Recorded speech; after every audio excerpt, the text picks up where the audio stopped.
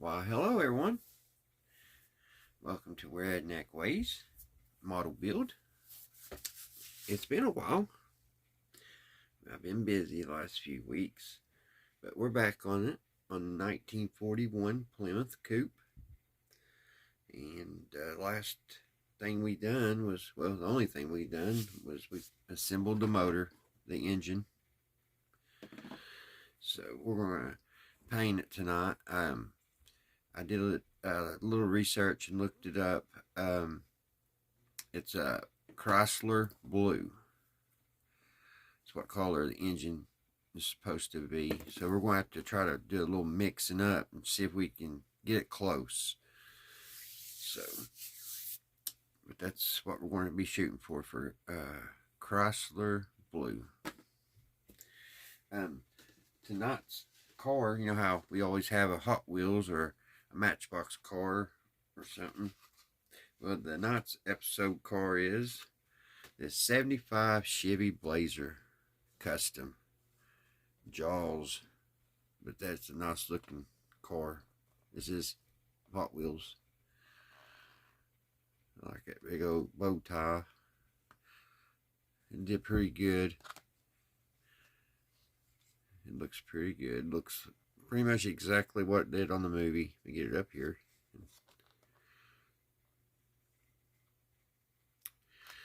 So there's that. So I hope everybody's been doing good, and I hope everybody's well since the last time we talked. So tonight's episode, guys, we're going to listen to some more Art Bell. I already forgot the title. I guess I could look, couldn't I, guys? Let me see here. Okay, it's Art Bell and Whitley Strieber, The Coming Global Superstorm. That's what we're going to be listening to tonight by Art Bell, Whitley Strieber. So grab you guys a comfy chair or comfy couch and kick back and relax, and we'll work on this model a little bit and listen to Art Bell. It's midnight. It's 12 o'clock here in Kentucky. So it's almost bedtime. So we'll work a little bit on this little engine, guys, and listen to some Art Bell. So here we go.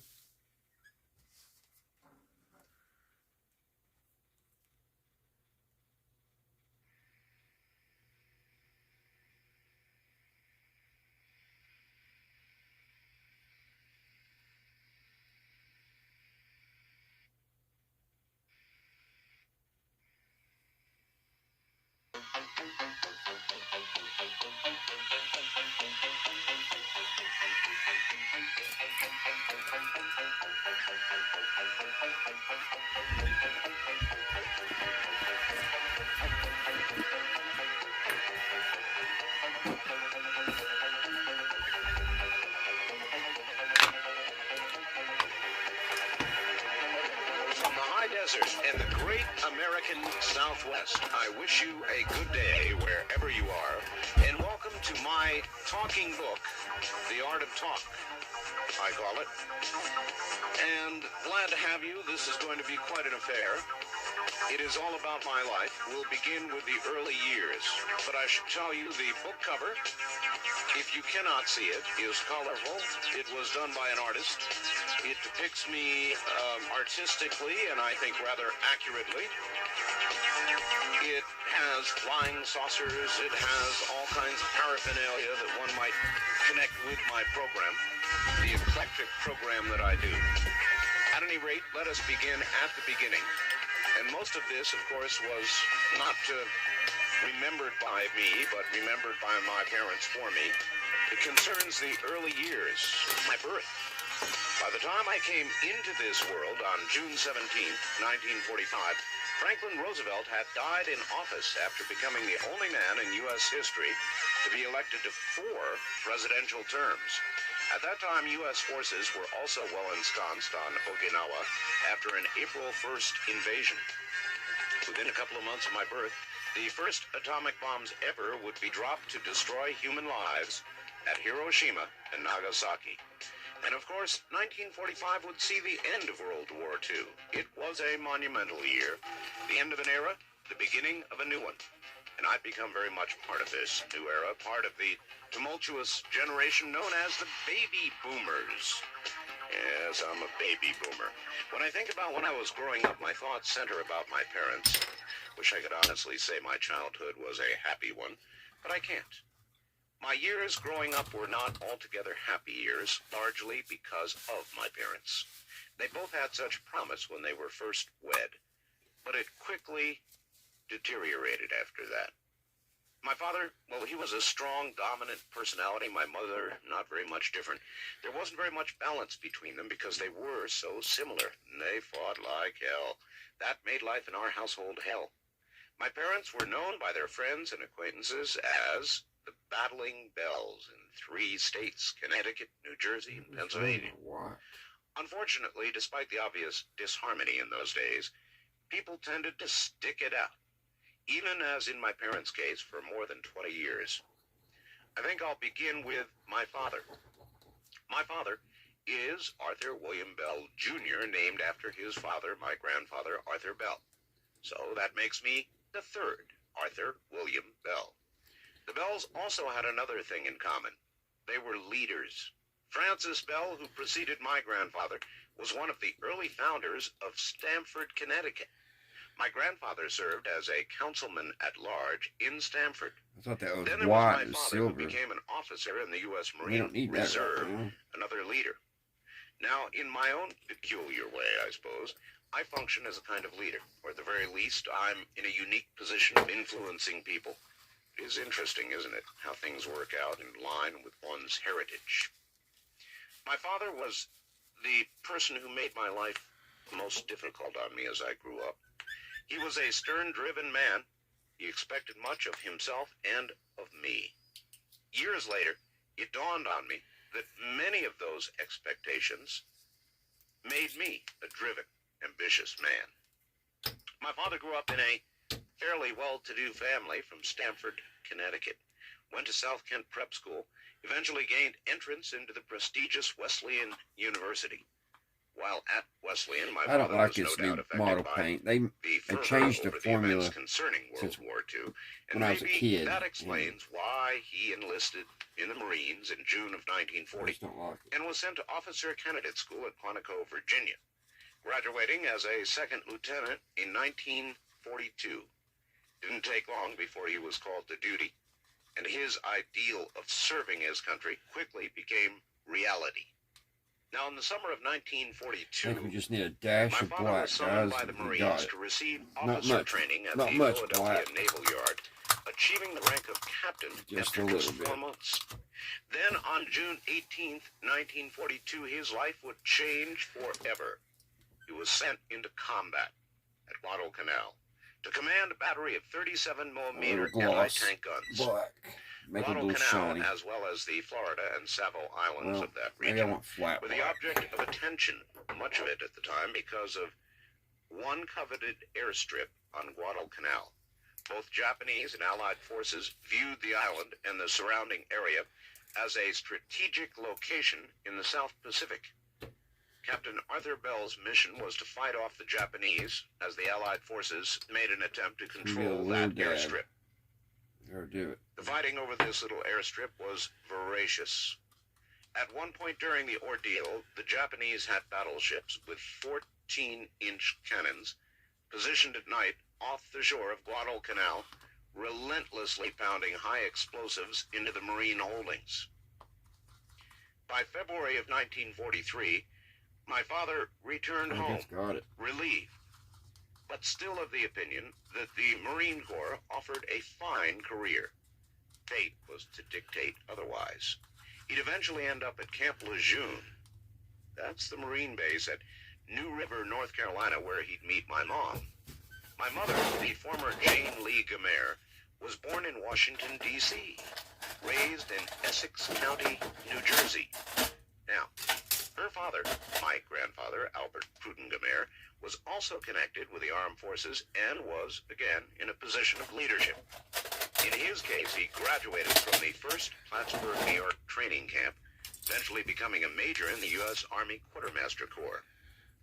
Later, when he was no longer in the Army, my grandfather founded a publishing company that produced a periodical called Textile Age. My grandfather was an ambitious, self-motivated man, and this affected my mother. My mother also feels that I have inherited many of his qualities and even look an awful lot like him. She insists he was a one-track person, as I am. In my case, it is radio. Incidentally, leadership runs in my mother's side of the family, all the way back to DeWitt Clinton, the former governor of New York. Just as my father, I guess my this is mother a story lived in about a Art Bell. well-to-do environment and had the privilege of attending good schools. My mother attended Columbia High School in New Jersey, then went to Syracuse University in New York. She eventually graduated from Coleman Business College. At one point, several years after graduating from school, my mother felt the patriotic inclination of the day to do her part in the war effort. So, on March 15th, 1943, at Brooklyn Navy Yard, New York, my mother was sworn into the U.S. Marine Corps Women's Reserve. By May, my mother had been initiated into boot camp at Hunter College, New York, from there to non-commissioned officers' school. Subsequently, she was assigned to the Marine Corps headquarters in Arlington, Virginia, then finally to Camp Lejeune at guess where? New River, North Carolina. This training prepared her to become one of America's first platoon drill sergeants in the Marines. Now, this meant she had the important task of training new female Marine recruits. The fateful meeting of these two tough, disciplined, serious-minded Marines took place while both were visiting their families at the Stamford Yacht Club at Chapin Point, Connecticut, a club my mother's parents had belonged to for years. It happened as many chance encounters do. Boy meets girl, sees charm or beauty, falls in love. They dated after their first chance meeting, and after the better part of a year, my parents were engaged to be married in August of 1944. In those days, the idea of marriage and wedding still held the strength of tradition and endurance.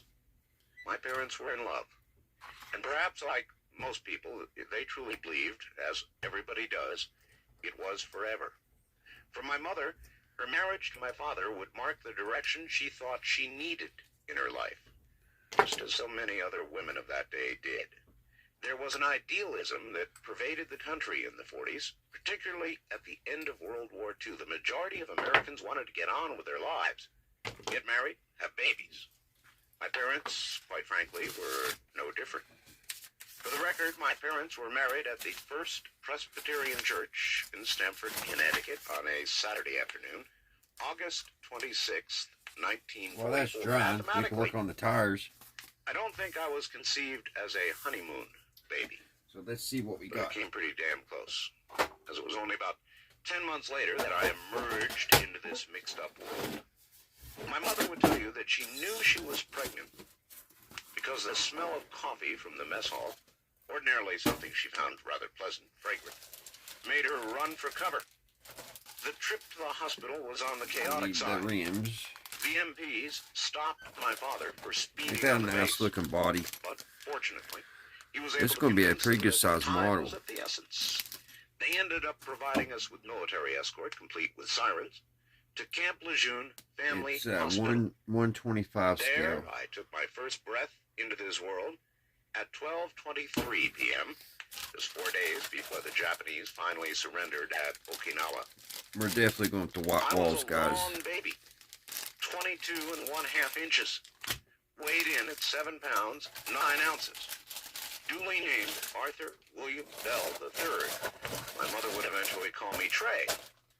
I looked it up in the dictionary, and it means a throw or play of 3 at dice, dominoes, or cards. It's always interesting to know a baby's first word.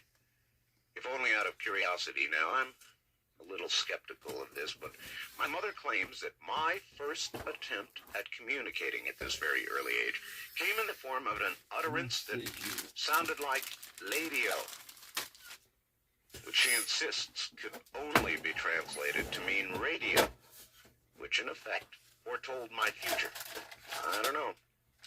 Anything is possible. Now, I am the oldest of 3 children. My sister Tina is 2 years younger, and Jessie is the youngest, 4 years apart from me. Jessie was christened Barbara Lee after my mother's sister, but legally changed her name somewhere along the line. Frankly, the name Jessie seems to suit her personality better anyway. Jessie was a tomboy in her early years, crazy about horses, fun-loving and active in sports. I can remember tickling her a lot. Those look pretty Tina, good, on the other too. hand, was very serious and water. ladylike, even when she was a little girl. Much as I now love my sisters, however, as children, they did tend to push me out of the limelight as they made their respective appearances, and that for me was very hard to bear. After all, I'd been the only one up till then. One day, when my grandmother was visiting, she and my mother were admiring my sister, Tina, the newest arrival in the household. The story goes that while the grown-ups were cooing over baby Tina, consumed with jealousy, I picked up my sterling silver monogrammed cup and let her have it right on the top of her little blonde head.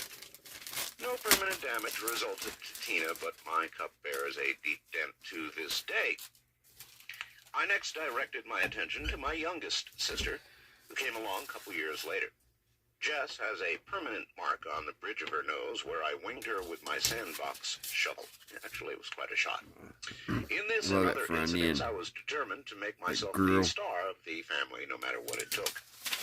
Haven't seen much of my sisters in recent years, as Jessie lives in West Hartford, Connecticut, and Tina, in all places, of Berkeley, California.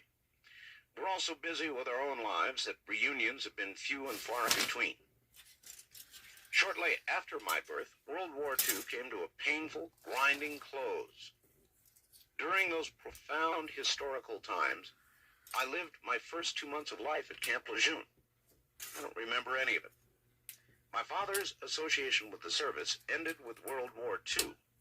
His inclination to constantly change jobs, whether it was selling encyclopedias, peddling life insurance, or a sudden whim to go to law school, which he did, kept us moving, beginning with Stamford, Connecticut. Several years later, New Jersey, from there to Media, Pennsylvania, till I was about 9. It seems the moment we began to feel somewhat comfortable someplace, we had to pick up stakes and move on. Making friends with classmates and other children was barely possible. My earliest recollection as a child came when we were in Stamford. I've seen I was about 2 years old, and my mother had put me down for a nap in a crib. Now, I remember this. Not really sleeping and imbued with curiosity that can drive the mother of a 2-year-old nuts, I climbed out of my crib, padded over to this beautiful cedar closet of my mother's. You know how wonderfully fragrant unpainted cedar can be. Naturally, I must have been drawn to it. Inside the closet, I found a paintbrush and a can of paint. Well, I began with the cedar closet, and being pleased with that effort, continued to paint everything else in sight. The walls, the floor, even the clothing, shoes, and anything else that happened to be crossing my path, including myself. When I had finally exhausted both myself and that can of paint, I'd covered the cedar closet as far up as I could reach in this hideous shade of yellow. Well, you can imagine how thrilled my parents were over this. My mother fondly remembers the day, also at the age of 2, that while she was gardening, she suddenly looked up to find a circle of adults not too far away from her. Suspecting, as only a mother can, that one of her children might be involved, she ran over to the group to find, who else but me, standing amidst them, chattering happily, naked as a peeled banana.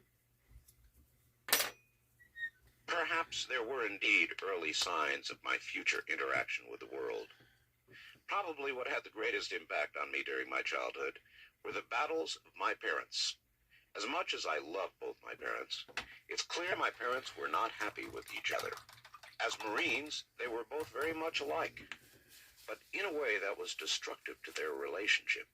They were hard-driven, difficult people. The consequence of combining two people like this was constant fighting, and they tore into each other. I can remember lying in bed and hearing things crashing around the house as my parents fought into the night. And because this was not something isolated, which would occur every so often, but was something ongoing and continual, many of my childhood memories are clouded. I learned much later as an adult that my parents were resolved to stay together for the sake of their children. This, I think, was a big mistake, not only for them, but for anyone who does it. My sisters and I were certainly affected by this environment. Today I recognize what they were doing, and I forgive them. They simply thought they were doing the right thing at that time.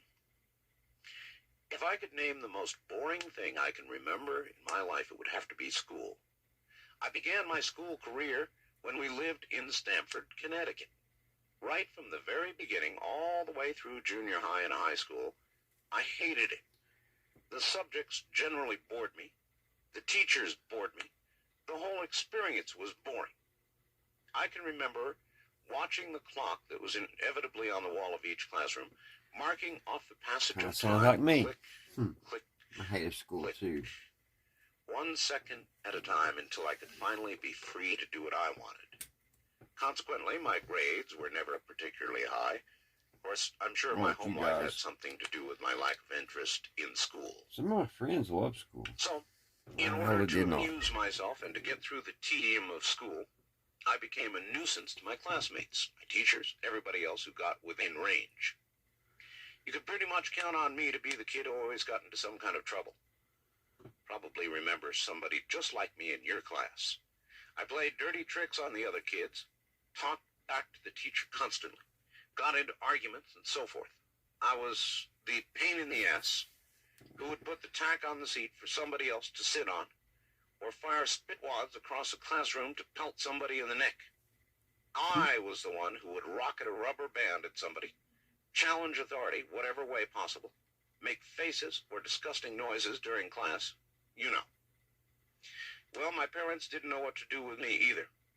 I remember my dad reprimanding me, telling me I was stupid, and that I'd never amount to anything. Frustrated with me, he would insist, Art, you should take school more seriously. In this day and age, a man can't amount to anything unless he gets an education. I tell my son now the very same thing. That was the thinking of that generation.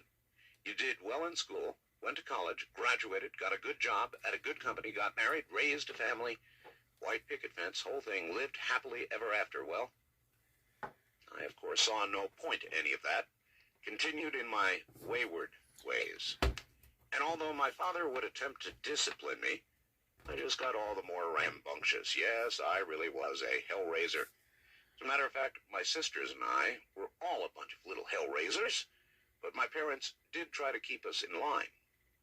My mother was unrelenting about various rules she maintained in the house. For example, we had to eat everything that was served on our plates before we could get dessert, including the most dreaded things on earth, lima beans and peas. In my opinion, lima beans and peas are the vegetables from hell. But being about as cunning as I was unruly, I devised a way to consume these horrible little things. I'd get a full glass of milk, put a lima bean on my tongue, and swallow it like a pill. Well, as I got a little older, between the ages of 10 and 14, I became a little more sophisticated in my form of hell-raising. For one thing, I developed an interest in rockets, bombs, and all sorts of electrical stuff. First, I learned how to build rockets. For fuel, I would literally take thousands of Ohio blue-tip matches. Do you remember those in a big box? And I would remove the heads of each match. And then I'd spend tedious hours and hours and hours removing the tips of the matches as the basis for my fuel. Then I would tamp them into my cardboard cylinder rocket. Well, the tamping of the Ohio blue-tip matches was extremely dangerous because the resistance between the match heads rubbing each other could easily set them all off. I built many rockets, and one fateful day it happened. One of my homemade rockets blew up in my hands. Through some sort of miracle, I remained unscathed, but the blast singed the concrete floor and the ceiling of our garage. Then I decided to construct a metal rocket, more durable, of course. Only this time, to give it greater thrust because of the weight of the metal tube that I used for the rocket body, I included a little bit of gasoline along with the match heads. I got an old rain gutter and put the rocket inside, leaned the gutter up in the crook of a tree limb in our yard, and lit the rocket.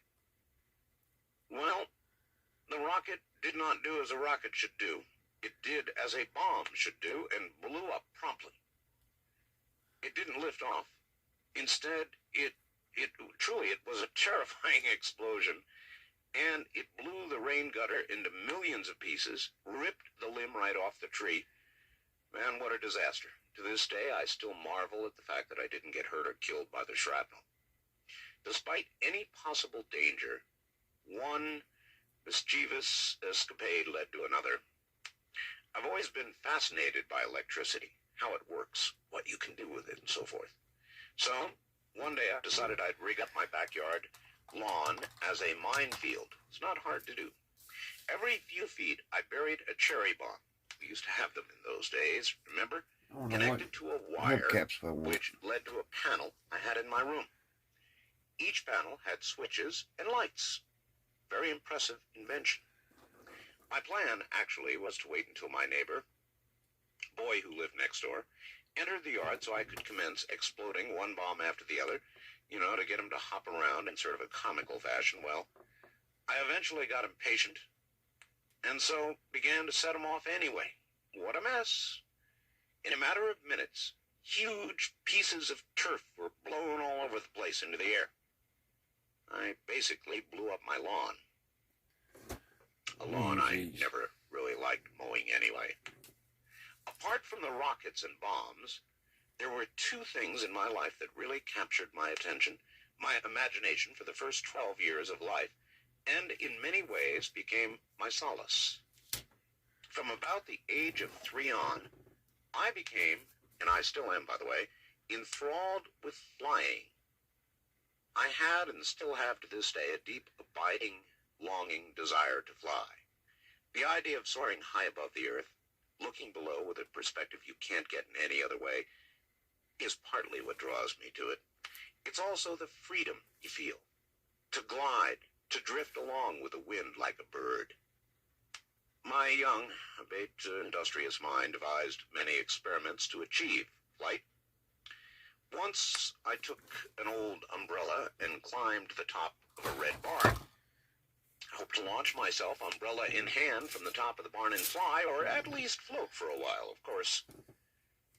By some whim, I had enough sense to jump from the barn, knowing that should anything go wrong, I could land in a pile of hay below. Well, there I was with my umbrella. Off the roof I went, and actually, for a fleeting second, it was as though I was airborne, actually flying, or floating. But before I could relish the thought, the umbrella collapsed inside out, and I plummeted into the hay pile below. Almost like a Roadrunner movie. Not being satisfied with the way that worked out, I just assumed I needed a different umbrella. So, I tried different brands of umbrellas in an attempt to achieve flight. None of them worked. Nevertheless, I remained enthralled at the prospect of flying. When I wasn't trying to leave the ground, I was avidly reading books. I loved and still do love to read, whether it's fiction or nonfiction. I read everything as a child and continue to read everything to this day, even though I have a very busy schedule. Now, by the time I was 12, several things occurred which would forever change my life. For one thing, my grandparents in Connecticut had a huge old RCA radio as big as I was. I can recall being just about the same size. It was during one of my many visits there that I had my first exposure to and immediately fell in love with that radio in general. I listened to the AM stations at the time, and I marveled at hearing voices that came from miles and miles away. Radio captivated my imagination. It was magical and mystical to me. I was excited about radio, and that excitement for radio is alive inside of me today. I'm so lucky to be in an occupation which involves something for which I have a great love. Once I learned about radio, listening to it was not enough. I wanted to talk to people. That desire to interact was paired with my discovery of ham radio. There was a man who lived down the street from us who was instrumental in my connection with radio, Paul Weiss. I'll never forget Paul. He was a Polish physicist by profession who was in this country to help develop alternative methods of creating nuclear fission. He was also an avid and experienced ham radio operator. Mr. Weiss not only introduced me to ham radio, but taught me about electronics, taught me Morse code, helped me get ready to take my ham radio operator's test. Now, by this time, my parents realized I was most likely just to have found my niche, my calling in life. My mother was especially encouraging with my interest in becoming a ham. Eventually, when the time came to take my ham exam, my mom drove me all the way to Philadelphia to the FCC building to take the test. I passed it. I was 13, and I received my first call, which actually was KN3JOX, and K3JOX, then W2CKS, and finally, my present call, W6OBB. To this day, I am still a ham operator. I truly love being able to sit down in front of a ham radio set and talk to people all over the world. It's a vital extension of what I'm doing right now, really, and I am convinced had it not been for ham radio, I would not be doing what I am today. As I spent more and more time exploring ham radio, talking to people all over the world, I was, perhaps not surprisingly, filled with the desire to travel to the places I talked to. In fact, I described the feelings that I had for travel as travel lust. I wanted to see where these people lived. Now, I ran away from home several times. One time I packed up a small sack of food and five candy bars, determined to make my way all the way to California. Somehow, I managed to hitchhike all the way to Missouri before I had finally eaten all my candy bars and run out of money. Exhausted, frustrated, I called my parents, and they shipped me back home on a Greyhound bus. When I was 14, we moved to Blue Ridge Summit, Maryland. That's near Fort Ritchie, a little town nestled in the foothills of the Appalachians and straddling the Mason-Dixon line. We moved into a huge 30-room house with 5 bathrooms. Count them 5. Eager as I was to immerse myself in radio, I had a room on the 3rd floor. It was a perfect place from which to broadcast and listen. In due course, some kindly fellow ham presented me with a huge Japanese antenna, which to my mother's horror, I climbed up on the roof to install. I spent hours in my sanctum gathering QSL cards. Now that's a code confirmation, actually a card, signifying contact between one ham and another from all over the world. The walls of my radio room were covered with these cards.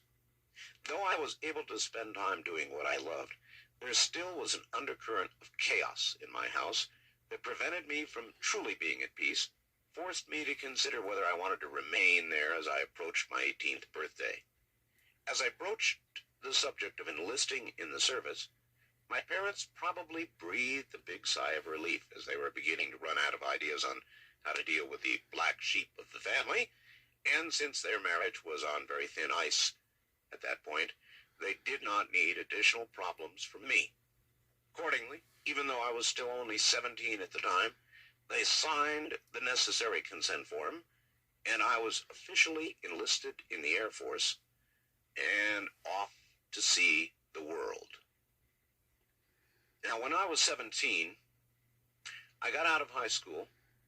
I enlisted in the armed services. This was in 1962, and the Vietnam fiasco was at its early stage. At any rate, At that time, I just decided more or less arbitrarily the Air Force sounded like a good part of the armed services to enter. I certainly didn't want to enlist in the Marines. Like my parents had done earlier, I knew better. Of course, the first part of my experience with the Air Force was 8 weeks of excruciating basic training, commonly referred to as boot camp, or living hell. My boot camp training was at Lackland Air Force Base. Oh, God, it was awful. It was both physically and mentally demanding. They put you under tremendous pressure. They call you names. They degrade you in front of everybody. You work out physically like you cannot imagine. It was torture. It was hell. Their aim, of course, was to weed out the weak from those who would endure. The approach taken to weed people out is smart. They didn't want the weaklings, and they shouldn't have them. After all, you want the toughest people you can get to fight for our country. I remember each night when I returned to my bunk in the barracks, I wondered what I'd gotten myself into. I'd lie there and say, what the hell have I done? I wondered whether I lost my mind. It was as though when I was home, I was in the frying pan. Now, in the Air Force, I was in the fire. Nevertheless, I stayed throughout 8 miserable weeks of it. Then after all that was done, they assigned me to become a medic. To become a medic, I was first sent to Greenville Air Force Base in Greenville, Mississippi. This was followed by Gunter Air Force Base in Alabama. Finally, I was sent to Amarillo Air Force Base in Texas. I stayed for a period of 18 months at the hospital at Amarillo Air Force Base there in Texas. Turned out to be a very, very eventful 18 months. Being trained as a medic and engaging in medicine, I'm about to use these as I did hubcaps. in the armed forces, I must say, it was something I very much enjoyed. Of course, I was in constant These won't close fit contact these with tires, and I want to doctors. use these tires. I became familiar with them on a very personal basis. And military doctors, I discovered, have a very perverted sense of humor. Matter of fact, this may well be true of all doctors. I don't know. At any rate, one day, an unnamed woman that I knew at the time found a lump under my left shoulder blade. Naturally, I panicked. So I went to the hospital to have one of my doctor friends take a look-see. He poked around and exclaimed, "Oh yes, we have something here. And we're just going to have to do a little bit of outpatient-type surgery and pop this sucker out." Well, he went on to explain that it probably was nothing more than a fatty little tumor which could be easily dealt with. They decided, therefore, that it was not a major deal, and so there was no need to put me under general anesthetic. All they needed to do was inject a couple of shots of xylocaine, a local anesthetic, to numb the area. So they took me into the operating room, where they had me lay down on my stomach to inject a couple of shots of xylocaine and get to work. Well, as they began to explore this thing they had discovered, they found out it was not exactly a little tumor, but something that extended deeply into my chest cavity. Unfortunately, once they had me opened up, they could not put me under general anesthetic to continue with the operation for some mysterious medical reason or another. Their only alternative was to pump in more xylocaine, and they did that. They injected 30 more shots of xylocaine into me, and believe it or not, I still felt them cutting and snipping in there. It was awful. By this time, several doctors were working on me, and this dragged on for several hours. Eventually, they clipped and snipped the damn tumor out of me. Well, I'll tell you, those were the days when they did not have the facilities to test the tumor right there. They had to send a sample off to a lab elsewhere to find out if the thing was Those benign things about to take the or whole malignant. white wall up. I If don't like the them all that results much. revealed the tumor was malignant, that would mean I still had something to worry about. Anyway, they took out as much as they could and closed me up, and I had to sit and wait for the results. 'Twas about 4 days later, the doctor I knew called me into his office for the results. I came in, sat down, stared at the doctor, who looked at me with a very stern, concerned expression. Then he said, "Art, I don't know how to tell you this, and I'm sorry to have to tell you this, but you only have about 6 months." Well, when I heard this, I did what anybody else would do. My stomach turned inside out. My heart began to race. My face drained of all its color, and I broke into a cold sweat. At that moment, the doctor couldn't contain himself any longer, began cracking up, laughing his ass off. Here was a man, a captain of rank, and right in front of me, he fell on the floor, laughing, until I thought he'd split. Well, I guess this must have been about the funniest thing he ever done his whole life, he thought. I, on the other hand, couldn't share the mirth. I sat sullenly by, eventually clasping my head in my hands, and began to cry. It was about this time that this ass of a doctor picked himself up off the floor and realized that what he'd done was perhaps not so funny to me. The tumor they had actually taken out was an unusually large, fatty, benign tumor. I was okay. I must say, however, this was probably one of the scariest things in my life. The other interesting story about my experience at Amarillo Air Force Base is the occasion when I got involved in establishing a illegal radio station on the base, but I'll save that story for a while later. After my 18-month stint at Amarillo, I received orders. My dreams for travel would be fulfilled. Alright guys, we're going to do one more thing. We're going to paint the intake. I was to be transferred to I think we'll go call it a night on this one, guys. On the island of Okinawa, Japan. We're going to have to look into these wheels. I don't like these rims. Okinawa is southwest of mainland Japan, about 300 miles east of mainland China. From Texas, the Air Force was basically sending me to the other side of the world. Quite frankly, I could not have been happier. I was given 30 days leave to prepare. So I flew back home to Connecticut, packed my bag, said goodbye to my family, got on an airplane, and off I went to begin an adventure that probably shaped the rest of my life. I'll never forget it. When I got off the airplane at Kadena, I went through an amazing, intriguing, life-altering experience. I was young, excited, ready for adventure. It's amazing to think about how it affected me immediately as I entered this new world of the Orient. All my senses were stimulated. Every sight, smell, sound, sense that I'd realized, everything that I was accustomed to in America was different here in the Orient. This was not like traveling to Europe. This is altogether different. Right away, I fell in love with the people, the culture, and I began to learn the language. On the base, I did my job as a medic at the hospital there. Every spare moment I had, any moment I could get off the base, I spent my time carousing, learning about the culture, and, yes, womanizing. That's when I developed my love for Oriental women. The experience was incredible to me, and I finally just figured a way to move off base altogether. I so wanted to assimilate completely with these people. Off base, I lived as a Japanese person, living with a Japanese girl in a Japanese home.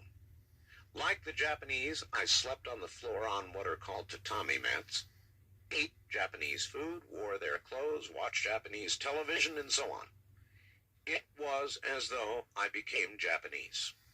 The Air Force, of course, was not completely thrilled about my cohabitating with one of the locals. They felt that I had a barracks room on base, and that's where I ought to be. Aha, so to offset this, I hired an Okinawan to keep my barracks room clean. He'd come in and clean it, shine my shoes, put them in their proper place under my bed. Even though I was having a most enjoyable time on Okinawa, Vietnam was in full swing. Tragically, there were growing numbers of American casualties because of what was going on in Vietnam. At the outset of the flow of American casualties, the injured were flown from Saigon all the way to the U.S. for treatment non-stop. There were no appropriate medical facilities in Vietnam to treat the injured. Besides, it was probably too dangerous anyhow. But the American press learned of it, creating an instant stir, resulting in political pressure, which quickly stopped the flow of casualties to the U.S. Needing an alternative, it was decided the casualties would be flown to Clark Air Force Base in the Philippines. Consequently, in an effort to assist doctors dealing with the influx of casualties, there were several times during my time at Kadena Air Force Base that I was temporarily transferred to the hospital at Clark. What I saw, the hospital at Clark Air Base, was horrible and tragic. I'll never forget it as long as I live. To this day, I've really actually got a lot of difficulty thinking about it, let alone talking about it. To constantly see people coming back with limbs missing, other part of their bodies destroyed, making it impossible to The live silver normally paint's ever again really, was really very, thin. very We'll have to do a difficult second coat for on it me. when it dries. Just trying to get But these I did the hoses best cleaned I out. could. Not long after my brief stint at Clark Air Base, I was temporarily transferred to Da Nang in Vietnam to help out with casualties there. Wasn't on the front lines, but I saw the result of those who were. Again, what I saw was horrible, and it is very difficult for me to think, talk, or write about. Finally, my 4 years with the Air Force were up. And even leading up to that day, I really struggled in my mind about what to do. I had difficulty in trying to decide whether or not I wanted to re-enlist in the Air Force and stay on for several more years. But I had really pretty much had my fill of the Air Force. The armed forces are simply too regimented and restricted for me. It was more in my nature to be free and unrestricted. This may seem strange because my life now is very structured and disciplined. It must be. But the vast difference between the structure of the armed forces and my own is just that. It's my structure, my terms, so I don't mind. So I decided to get out of the Air Force. In 1966, I was discharged from the Air Force at March Air Force Base in California. I didn't regret leaving the Air Force, but I did regret leaving the Orient when I was in California. I missed it. Nonetheless, I resigned myself to my decision at the time and decided to take some time to get my bearings. Alright, guys.